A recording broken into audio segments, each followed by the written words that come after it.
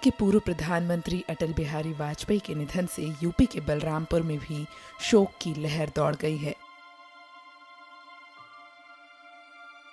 अटल बिहारी वाजपेयी जी पहली बार यूपी के बलरामपुर से ही संसद पहुंचे थे और अब पूरा देश उन्हें अंतिम विदाई दे रहा है। ऐसे में बलरामपुर में सड़कें सूनी हैं, सन्नाटा पसरा है, दुकानें बंद है, लोग अटल जी की स्मृतियों में भावुक हो गए हैं।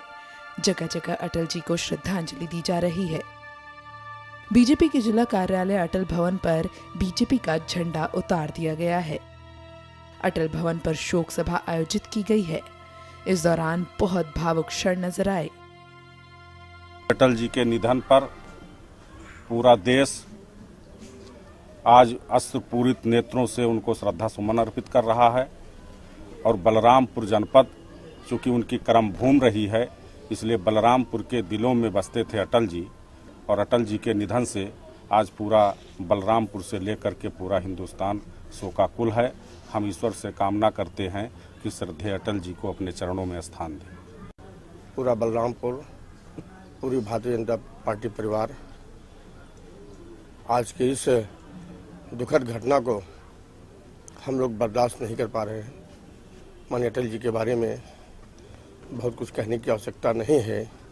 उनके बारे में पूरा देश, पूरा विश्व जानता है कि उन्होंने देश और विश्व के लिए क्या किया है। संपूर्ण भारत की अपूर्णीय क्षति हुई है और अटल जी एक ऐसी महान शख्सियत थे कि जो अजात शत्रु थे। जितनी लोकप्रियता उनकी अपनी पार्टी में थी, उससे ज्यादा लोकप्रियता उनके विपक्षी दल के नेताओं में भी थी।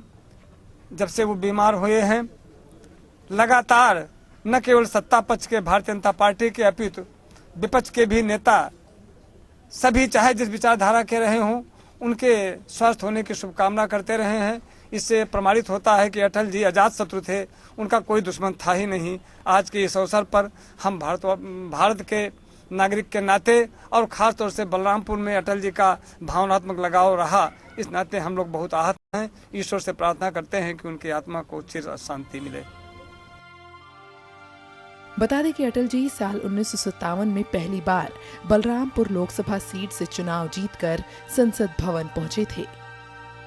उसके बाद 15 सालों तक बलरामपुर की सक्रिय राजनीति में वो शामिल रहे।